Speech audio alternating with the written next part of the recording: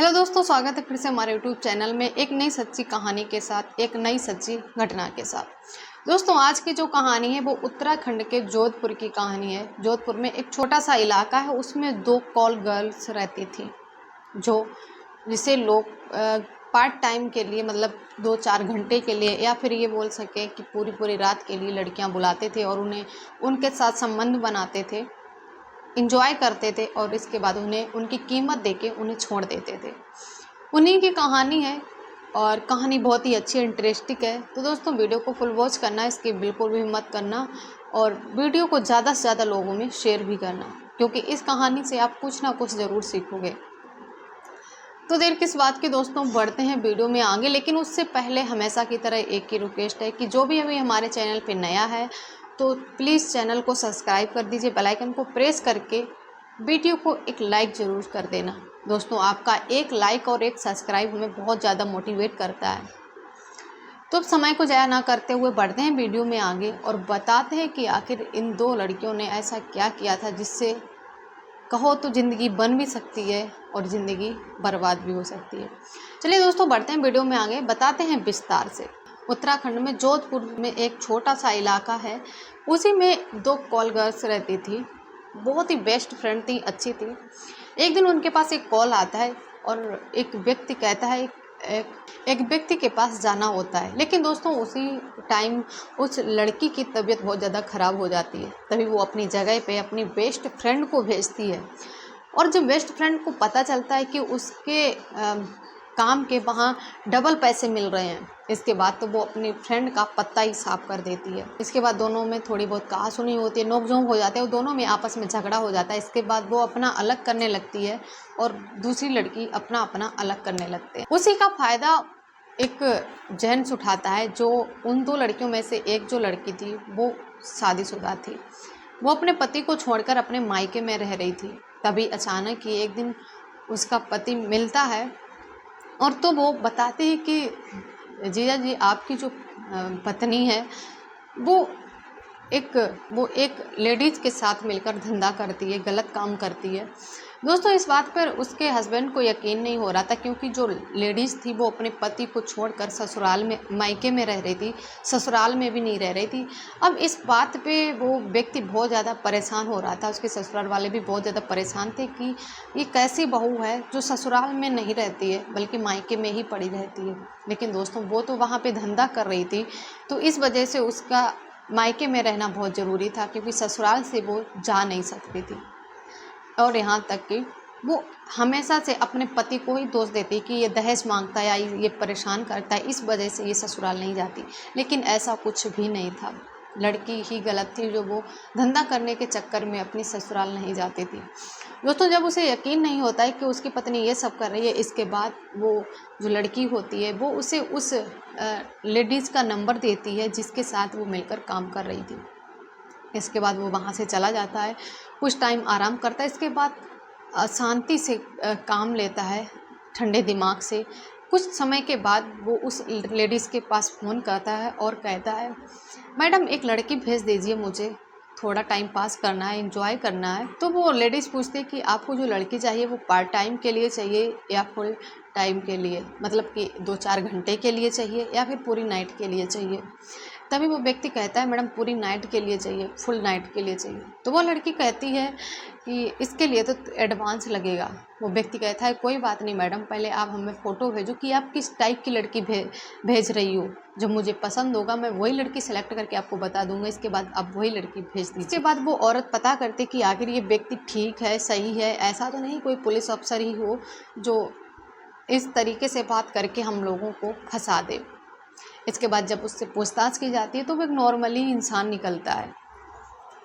दोस्तों, फिर इसके बाद वो फ़ोन करती है और कहती है कि मैं कुछ फ़ोटोज़ व्हाट्सएप पे सेंड कर रही हूँ, आप उसमें से लड़की सेलेक्ट कर लीजिए और इसके बाद आप हमें बता देना और मुझे एडवांस दे देना। इसके बाद हम एड्रेस बता देंगे, ऐसे ऐसे लड़की को भेजना है और हम वहाँ पर लड़की को भेज देंगे। दोस्तों, ऐसा करता है, पहली बार में वो लेडीज़ 15 फ़ोटो लड़कियों के भेजती है, लेकिन 15 में से वो व्यक्ति एक भी लड़की को पसंद नहीं करता है। वो दोबारा उसके पास कॉल करता है और कहता है, मैडम इसमें से मुझे एक भी लड़की पसंद नहीं है, अगर और भी कोई लड़की है तो आप फ़ोटो भेजो। दोस्तों इसके बाद दोबारा फ़ोटो भेजता है, जो उसमें से वो एक लड़की को पसंद कर लेता है। और जब वो उस लड़की को वहाँ पे बुलाता है, वो लड़की वहाँ पे जाती है। वो जैसे ही रूम की लाइट ऑन करती है, वैसे ही वो सामने देखती कि उसका पति लेटा हुआ है। दोस्तों कहानी में ट्विस्ट यहाँ पे है कि जब उसने वो 15 फ़ोटो भेजी थी, वो उसमें से उसके पत्नी की एक भी फ़ोटो नहीं थी। वो चाहता था कि वो अपने पत्नी को रंगे हाथों पकड़े, और इसीलिए उसने उस पहले वाले जो 15 फ़ोटो भेजे थे, उसमें से उसके पत्नी का फ़ोटो नहीं था।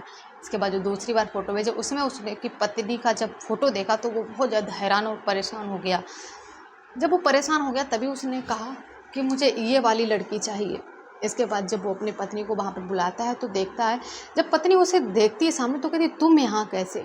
दोस्तों 1 मिनट के लिए तो उसे ऐसा लगता है कि शायद वो किसी गलत कमरे में आ गई है, लेकिन ऐसा नहीं था। उस व्यक्ति ने जो कमरा बताया था, जिस होटल बताया था, सेम उसी होटल में वो लेडीज़ पहुंचती, वो बिल्कुल सही कमरे में पहुंची थी।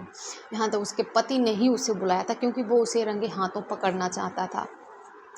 अब जब पत्नी देखती है तो कहती है, अच्छा तुम यहाँ पर ये काम करते हो, हमने आज तुम्हें रंगे हाथों पकड़ लिया है। उधर पति भी यही बात रिपीट कर रहा है, हमने तुम्हें रंगे हाथों पकड़ लिया है, तुम ये काम करते हो। इसके बाद दोस्तों पत्नी पति को मारने लगती है, और जब कुछ ही समय में पति उस पर हावी हो जाता है। और जब पति पत्नी को मारता है तो जो चीखें निकलती हैं वो रूम के बाहर जा रही थी। जब चीखने चिल्लाने की आवाज़ लोगों के कानों तक पहुंचती है तो होटल के जो कर्मचारी थे वो वहां पे आते हैं, और जब वो पता करते हैं कि ये तो कॉल गर्ल है जिसे कुछ टाइम के लिए बुलाया जाता है, ये पैसों के लिए आती है, आखिर इसका ऐसा क्या हो गया है जो इन दोनों में लड़ाई झगड़ा होने लगता है। दोस्तों इसके बाद पता चलता है कि ये दोनों कॉल गर्ल नहीं बल्कि पति पत्नी हैं।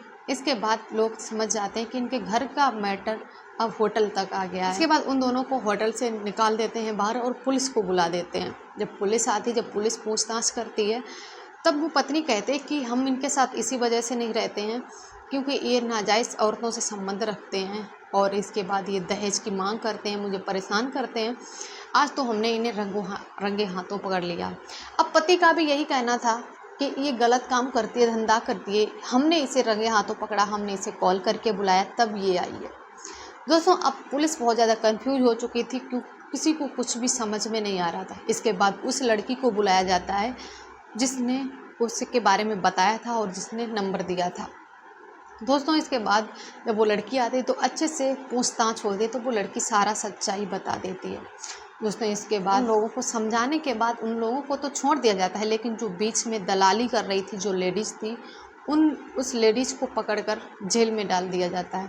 दोस्तों कुछ समय तक तो समझाने के बाद वो लोग सही चल रहे थे, लेकिन कुछ समय के बाद फिर से उन लोगों में लड़ाई झगड़ा स्टार्ट हो जाता है। फिर से वो लड़की वही इन सब कुछ करने लगती है जो शादी से पहले कर रही थी। दोस्तों उसकी भी बहुत ज़्यादा सुंदर भी थी, और बताया जा रहा है कि वो धंधा शादी से पहले से ही कर रही थी। अब उसे लत लग चुकी थी, अगर वो काम नहीं करती थी तो उसके पैसे नहीं आते थे। जब पैसे नहीं आते थे तो उसका दिमाग काम नहीं करता था, उसे यही लगता था कि ये काम बेस्ट है, इसमें कमाई बहुत अच्छी है, और वो यही काम करने के लिए अपने पति से लड़ाई करती थी, अपने ससुराल वालों से झगड़ा करके मायके में रहती थी। दोस्तों इसके बाद पति बहुत ज़्यादा समझाता है, समझाने बुझाने के बाद भी जब वो लेडीज़ नहीं समझी तो वापस फिर से उनमें लड़ाई झगड़ा होता है। अब जो पुलिस अफसर थे वो भी बहुत ज़्यादा परेशान थे कि यार ऐसा केस तो हमने अपनी लाइफ में पहली बार देखा है, ज़िंदगी में हमने कभी ऐसा केस नहीं देखा। जब पुलिस वाले बहुत ज़्यादा समझाते हैं, जब नहीं समझते हैं तो उन दोनों में डिवोर्स करा देते हैं। इसके बाद उन दोनों को ले जाके कोर्ट में पेश करते हैं, और एक ही जज उन्हें जो राय देते हैं, कहते हैं इस तरह से तो तुम लोग नहीं रह पाओगे, वो अपना काम छोड़ेगी नहीं, पति ये काम कभी पसंद नहीं करेगा। तभी जज साहब एक राय देते हैं, कहते हैं तुम दोनों अपनी ज़िंदगी जियो और एक काम करो, तुम दोनों डिवोर्स ले लो। दोस्तों इसके बाद पति उसे डिवोर्स दे देता है। अब पति पत्नी दोनों अलग हो चुके थे। इसके बाद पुलिस सीधा सीधा धमकी दी कि अगर तुमने दोबारा से ये काम किया और तुम अगर पकड़ी गई तो तुम बहुत लंबे समय के लिए जेल जाओगे, क्योंकि ये जो तुम काम कर रही हो वो कानूनी अपराध है, बहुत गलत काम है। दोस्तों इसके बाद अब औरत कहीं की भी नहीं रहती है। अब उसके पति के साथ तलाक भी हो चुका था, उसका काम भी छूट चुका था, और जो बीच में दलाली कर रही थी उस लेडीज़ को भी जेल हो चुकी थी। अब वो लड़की अकेली पड़ चुकी थी। दोस्तों इसमें कहानी में आपको क्या समझ आया, आपकी क्या राय है, इस कहानी से आप लोग क्या सीख, कमेंट सेक्शन में ज़रूर बताना और वीडियो को ज़्यादा से ज़्यादा शेयर कर देना। वीडियो कैसा लगा ये भी कमेंट बॉक्स में ज़रूर बताना और वीडियो को like, comment, share and channel को सब्सक्राइब जरूर कर देना। इसी के साथ मिलते हैं एक नई कहानी के साथ अगले